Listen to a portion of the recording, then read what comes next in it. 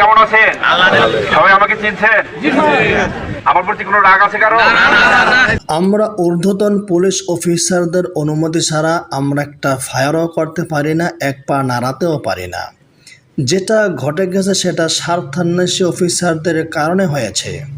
তারা পালিয়ে গেছে অথবা বিভিন্নভাবে আত্মগোপনে আছে। আমরা মাঠ পর্যায়ে সাধারণ যে পুলিশরা আছি তাদের ভুল বোঝা ঠিক হবে না। আপনারা জানেন না, আমরা বেশিরভাগ পুলিশরাই কোটা আন্দোলনের পক্ষে ছিলাম, কিন্তু আমরা সেটা প্রকাশ করতে পারি না, কারণ আমরা একটা বাহিনী এবং একটি চাকরি করি। আমরাও স্টুডেন্ট ছিলাম, আমার ছেলে মেয়ে ভাতিজাও তারাও স্টুডেন্ট। আমরাও চাই তারা চাকরি পাক, যাদের মেধা আছে, কোয়ালিটি আছে, যোগ্যতা আছে, তারা চাকরি পাক।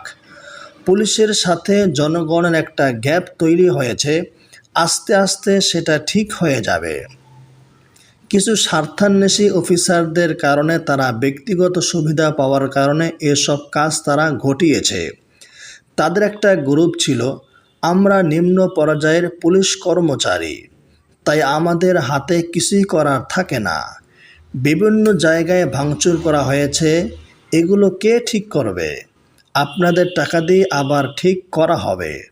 সুতরাং ভাঙচুর করা যাবে না। এগুলো করলে নিজের ক্ষতি, দেশের ক্ষতি।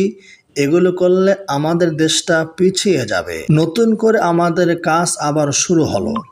এখন কিন্তু কোনো কিছু ঘটলে আমরা আইনগত ব্যবস্থা নেব, ঠিক আছে? সবাইকে আইনের আওতায় আসতে হবে, সে যেই হোক।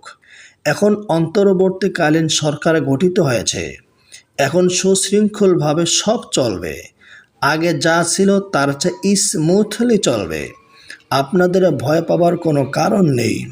কোনো চাঁদাবাজি হলে থানায় ফোন দিবেন অথবা সেনাবাহিনীকে জানাবেন, আমরা দ্রুত ব্যবস্থা নেব। আর ভয়ের কোনো কারণ আছে? না, নেই। আপনারা আমাদের সহযোগিতা করবেন, আমরা আগের মতোই সেবা দিয়ে যাব, টহল দেব, আপনাদের নিরাপত্তা দেব।